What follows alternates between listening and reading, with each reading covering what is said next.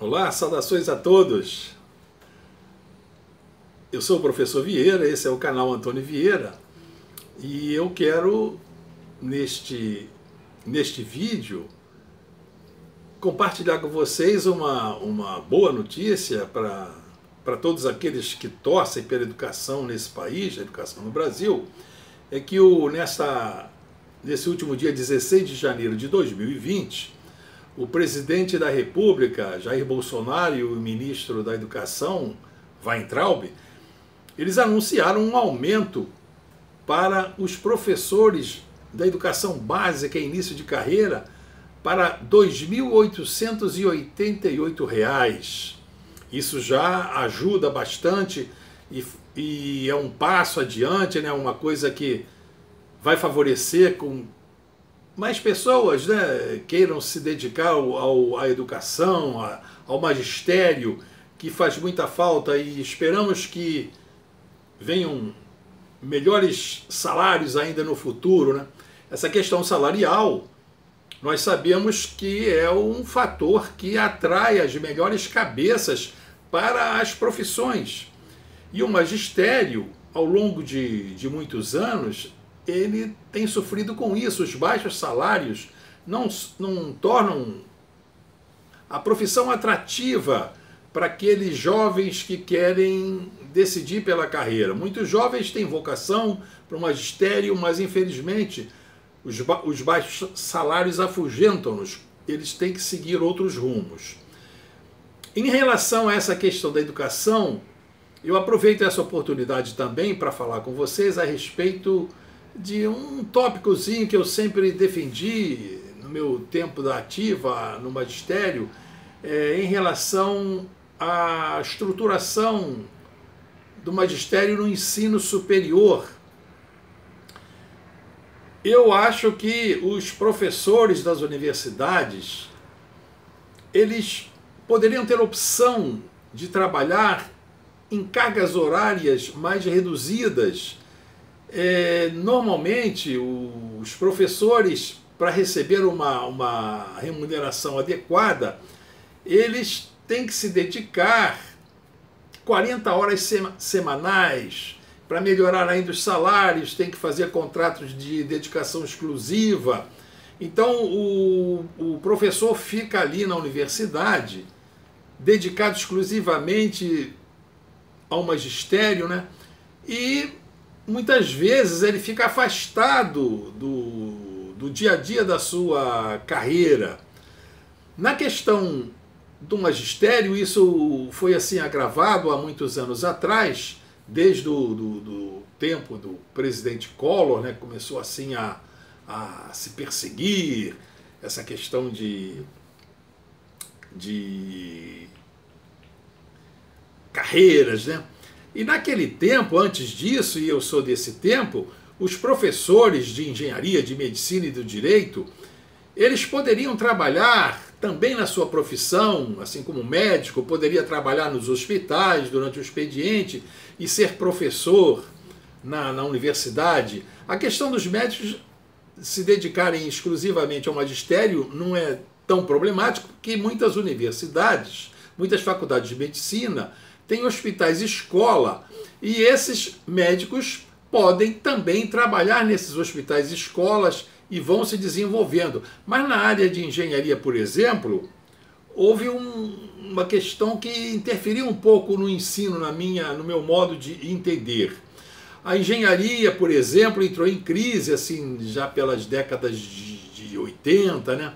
E principalmente na área de engenharia, o jovem se formava na faculdade, não tinha onde trabalhar, e ele ia fazer o mestrado na esperança de, ao terminar o mestrado, o mercado de trabalho estar aberto.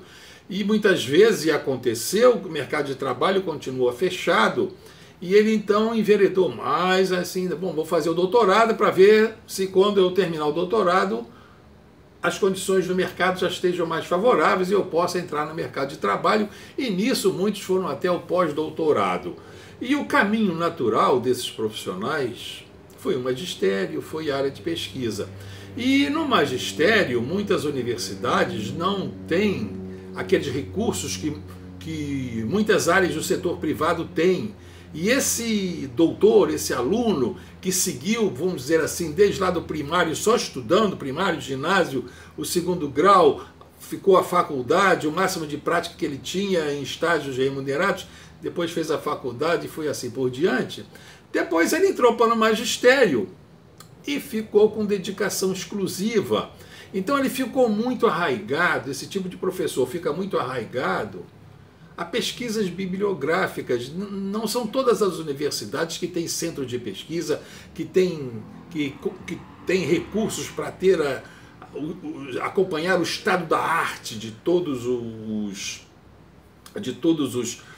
ramos da engenharia, né? Então o aluno recebe então do professor ensinamentos que seriam mais úteis se esse professor, como antigamente, pudesse trabalhar no mercado. Então ele estaria no dia a dia, lá na engenharia, enfrentando problemas, projetos, se desenvolvendo e trazia para a sala de aula aquela vivência, aquela experiência que ele estava tendo no dia a dia. Então os alunos ficariam bem enriquecidos. Então eu creio que seria um caso a pensar se esse canal pudesse ser ouvido assim por autoridades que tivessem voz nessa questão de conselhos de educação, para que essa questão pudesse também ser levantada. O professor de universidade, ele poder ter uma carga horária reduzida, trabalhar na iniciativa privada, trabalhar nas obras e trazer aquela experiência para a sala de aula e não ter que fazer aquela dedicação exclusiva. Reparem que existe até uma distorção nisso. Imagine um curso de engenharia ou outra coisa qualquer que tivesse esses professores que trabalham no mercado, têm essa experiência, essa vivência profissional e trazem essa experiência para a sala de aula.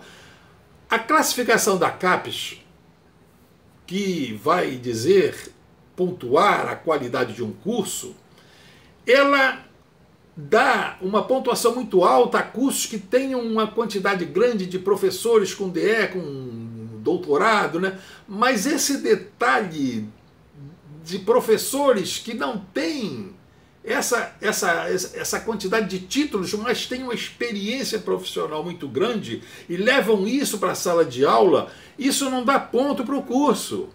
O curso não é bem pontuado perante a CAPES.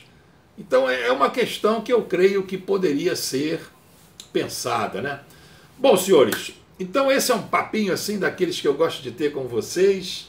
Eu estou satisfeito, já estamos chegando quase aos 500 inscritos aqui no canal Antônio Vieira, né? Para uma área tão específica, né?